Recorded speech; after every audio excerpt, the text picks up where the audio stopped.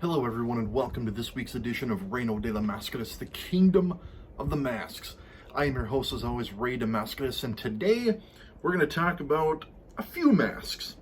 If you saw last week's episode, you saw me talk about one of my favorite Teton Masks, and the subject came up about a couple of his fusion masks. So I decided I would tackle that subject here today. So when I started getting into mask collecting, I found myself finding quite a bit of fusion masks. And after a while, it kind of became tough to determine what was truly a fusion mask that was used by a luchador and what were custom designs. And don't get me wrong, there were some very nice designs, some very cool designs, but for me, myself, the rule for me was I wanted to get fusion masks that were actually used in the ring.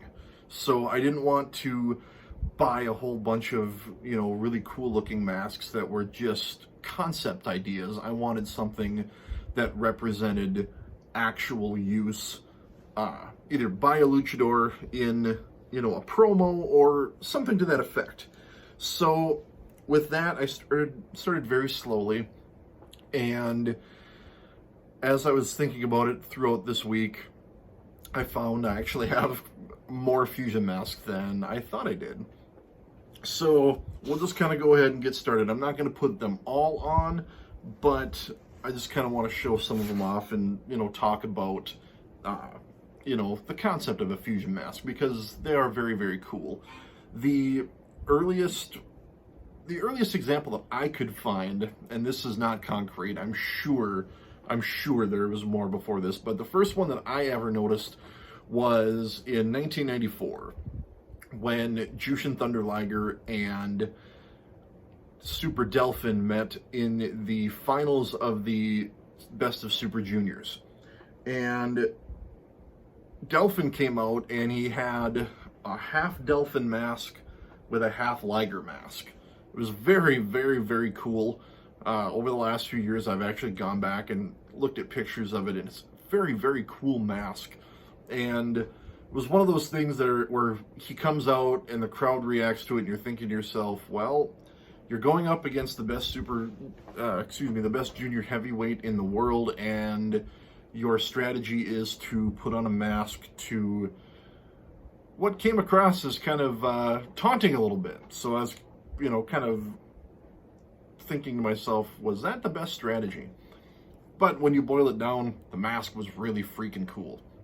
So, that was the first one that I saw. I would have to say with some degree of certainty, Mil Mascaras had to have had something similar to that back in his prime. I couldn't find any right offhand, but you gotta imagine, right? So the fusion masks that kind of started catching my eye when I started watching modern lucha usually came from CMLL's Incredible Pairs tournament, in which a Technico and a Rudo are tagged together in a tournament. And the first one that I watched was the 2010 version, and Mystico and Averno, legendary rivals, were teamed together, and Mystico came out with his mask with horns of Averno. So that was kind of the first time I'd ever seen a fusion mask in my lucha fandom as it stands. And it was just really cool. It was a really cool mask, and actually, if you look back, you can see when he went to WWE and became Sin Cara, he kind of implemented some of that design into the Sin Cara mask. So very, very cool. One of the things that, really caught my eye.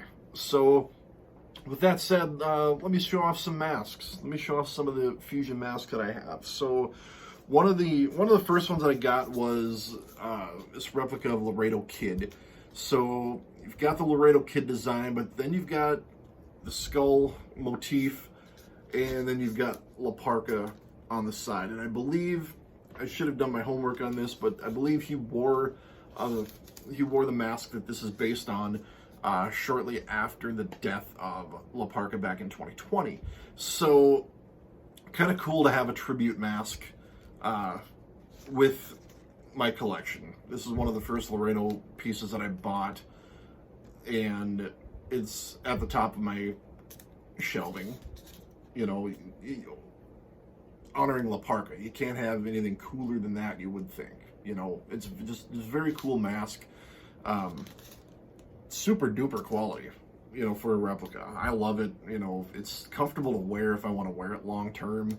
And just, you know, for somebody that, you know, followed AAA in the mid-2000s with my parents getting Dish, and, you know, seeing the second person to portray La Parka and how popular it was, kind of a must-have piece when it popped up on my feed. So very, very cool.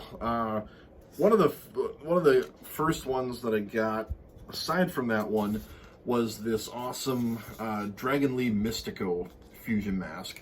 Now, this was something that I purchased, and I kind of played with fire a little bit because I didn't go back to look and see, was this something that was actually worn, or was this a concept piece? So I did my research, and I found that this mask, and it is a replica. These are all replicas, by the way. This mask was worn when Dragon Lee was the original Dragon Lee. For those that don't know, the Dragon Lee in NXT is the brother of the first Dragon Lee, who is now Dralistico, who also portrayed Mystico. I've gotten some requests to do a video on that lineage, and that will be coming up very, very shortly. Buckle in, it's kind of a fun ride. But anyway, back to this one. This was one that the first Dragon Lee wore as he was beginning to preparing to transition to Mystico. So he wore this along with his brother. And so it was very cool to find this and say, oh, okay, cool. This design was used by the Luchadors. Awesome. So this is a great piece. I love it.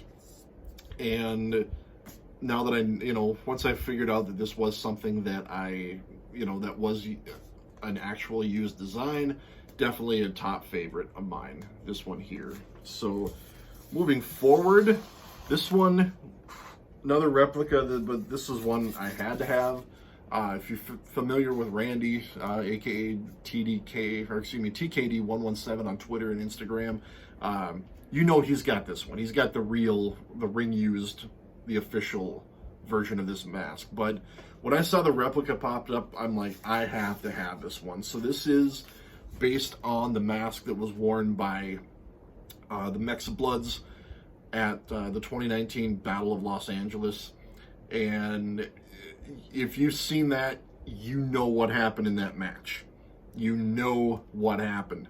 So this one popped up as a replica on my feed one day, and I had to have it. It was one of those that was like, yep, I know it's a replica, I know it's semi-pro, it needs to be on my shelf anyway. So pick this one up.